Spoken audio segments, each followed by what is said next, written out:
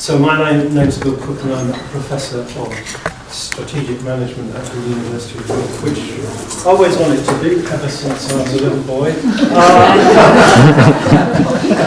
If it's boring, at least it's over 20 minutes. So the title of my talk is Denver versus Dunbar, a manifesto. And where it comes from, I suppose, this is an indication. So, look, can you see this? These vending machines are exclusively for the use of MBA students. That's the next door where I got this coffee. I know there's coffee, but it's like a matter of principle that you take it from the MBA students. If you notice all the rooms, they say these rooms are exclusively for the use of MBA students. So, I suppose part of the other concern I would have is, so my daughter, your kids, other kids you might know, are paying £9,000 a year, and yet there are still spaces in the university where they haven't paid enough. Different class in many ways. So the talk is Denver versus Dunbar. Okay, this is something I made up just now, you wouldn't guess.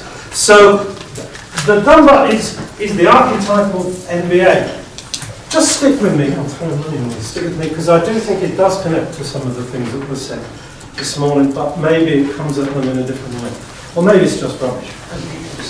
So a Dunbar is the archetypal MBA, the MBA that every university has. My university doesn't have one, and it beats itself up that it doesn't have one. We'd like to have one, wherein people are kept in separate spaces from the run-of-the-mill students. So the DU stands for, the U, the D in both is democratic, or democratically. The U stands for unaccountable, democratically unaccountable MBA, democratically undercutting MBA, democratically unpleasant MBA, whereas the E stands for nice things, emancipatory, enabling, all those nice E words. Ecstatic, it's not ecstatic, democratically ecstatic MBA, because ecstasy is good in that sense. Okay, so it's a kind of and the starting point. So me personally, I wrote a book called, I edited a book with a colleague on the Qatari called Participation, the New Tyranny, a while ago. I have been a trustee of Manchester's probably only international NGO, the Mines Advisory Group, there's Landmines. I was a trustee of that group for about 12 years. I'm interested research-wise in the use of participatory methods in the workplace in particular, and a kind of, what's the word? It's a kind of a bargain with the devil. They seem to be very empowering, but at the same time they can be problematic and cause people to be co-opted. I think perhaps there's something personal in this as well. I grew up, the college, I think it still exists in Oxford, called Ruskin College, which is a trade union college, and my dad was resident tutor there, and I kind of grew up on the premises of that place, and being aware of other kind of colleges that were established for trade union activists, College Harlock and Northern College. And so there's an underlying commitment that I think we've lost to adult education as well, in what I want to say now. So what I'm going to do, and it's there, the WEA, do you remember the WEA? All those various organisations. So what I'm going to try and do is counterpose this kind of elite MBA with a new version. And the desire to do this came when I went to something called a strategy festival, which is an oxymoron, a contradiction in terms of you can never get one. There's nothing festive about strategy and strategic management. Run by the National Union of Students, though, in Sheffield, for all the members of its constituent organisations. And it was very interesting and very, very kind of thought-provoking, and it helped me crystallise some of the thoughts. Anyway, and there was this kind of ongoing tension between the traditional approaches to management, or the approaches to management that one sees promoted particularly to charities and other NGOs as a quid pro quo for getting money, and the desire to do something else. One of the things they did was they had someone talk about leadership, all right, which is, okay, and this person put up a triangle. So we're all leaders. And how did it go? Victim, persecutor, and rescuer. Okay, so we were all supposed to reflect on our leadership styles using this kind of triangle. Now, It actually comes from psychotherapy. The speaker didn't mention this. The Cartman psychodrama triangle or something. So if you're in a sick relationship, this is what you've got to look at.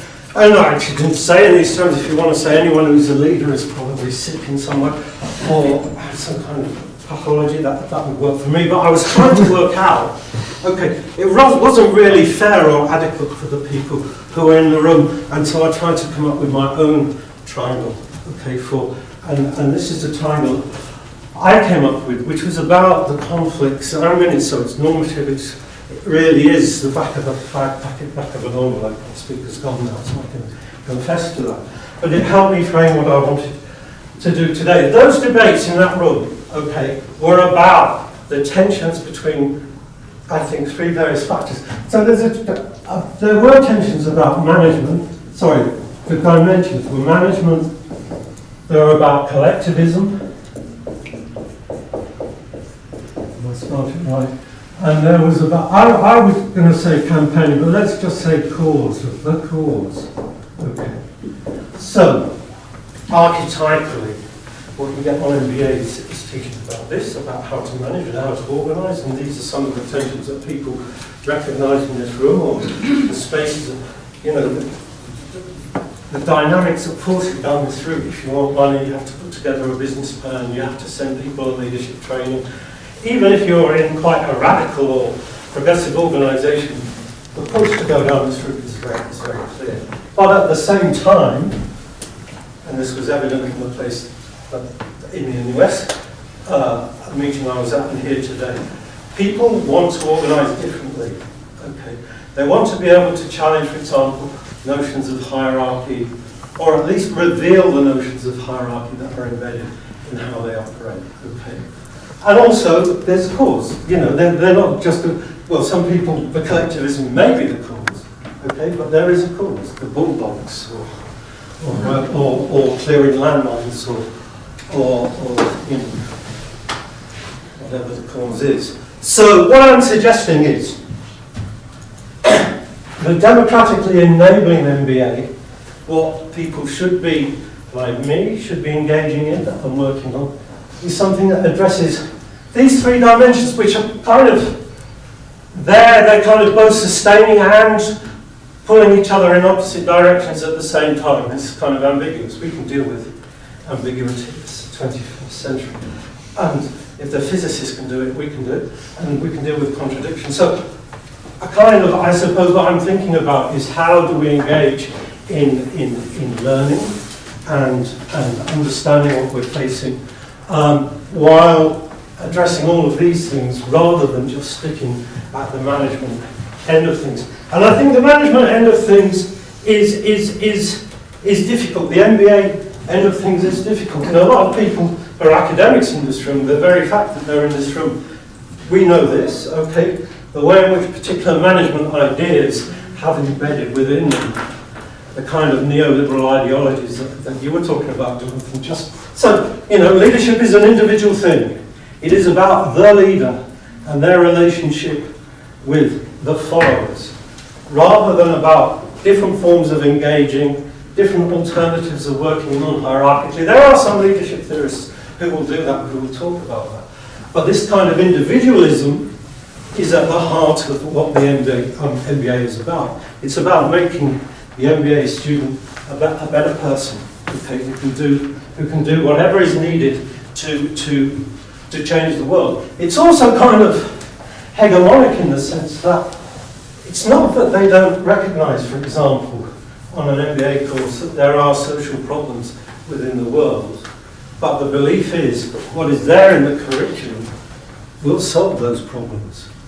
And what you need is the person with an MBA from PricewaterhouseCoopers or wherever, and they will solve those problems for you. And so the classic one is, of course, world poverty. And there's a strategic management solution to world poverty called Bottom of the Pyramid, invented by a guy called C.K. Prahalad. There's actually a video. He's dead now, so there is some justice. Anyway, so there's a video of this, and he's actually talking about, okay, there are billions of poor people in the world. That's good to get a strategic management to say it's a problem. It's a problem, all these billions of poor people. And he says, well, we need to solve this problem. Governments have failed. NGOs have failed. What can we do? We said, well, one solution would be to give all these people money to these people. But we can't do that because it's socialism. Anyway, David Hume and someone else edited a book called Just Give Money to the Poor. And actually it's the best way to help poor people is give them money. So, but what he says instead is you need to enroll these people in the multinational economy and there's a deal for multinational businesses. They haven't got much money, but there's a lot of them, okay? So you can sell them lots and lots of crap, and it will enroll them into the formal economy rather than the informal economy. They will become entrepreneurial and business people, and in return you will get lots of money. So you sell people sachets of shampoo, L'Oreal shampoo, because you're worth it. But you're not worth very much, so you can only have a sachet. That goes on all over the place. Corporate social responsibility is the response to problems of global warming. Okay, and someone was talking today about climate change and those kind of things. Okay, so embedded in the kind of the very no one says, hey, welcome to neoliberalism 101. They say, welcome to human resource management. Okay, but those ideologies, and the kind of hubris that says we can deal with anything is embedded within these programs. So what I'm suggesting is instead a program of learning, which we can't call a DEMBA because I don't like MBA, but a democratically kind of enabling and enhancing approach to learning and sitting together around the room, which actually addresses these issues, helps us all engage with the tensions that people have already talked about today, and enables learning from different sets and groups of people. And in that sense, the statement that not all civil society organisations are the same actually transforms from a kind of problem to a virtue. So because we're not the same, there's more that we can learn from one another. There are different approaches, different understandings, different experiences. Okay, let me just say, by the way, this is another kind of bête noire of mine. The MBA is wholly American. It's about American global intellectual hegemony as well, just in case it wasn't bad enough before that. So how do we do this? How do we transform the MBA, which embodied by this, to something else? Okay, and I think this is probably... Well, there is actually someone who's already tried to do this, and it's not a very nice person. It's called Henry Mintzberg. I don't know if anyone get Henry Mintzberg. He says some really interesting things, but he's a real... the video's on. We can edit that bit out. He's a difficult person to work with. I'm happy to have that on the record. He runs a critique of the MBA. Pedagogically, he runs a critique of the MBA which says it does not prepare or enable people to actually go out and be managers or organised. No, he doesn't use organisers.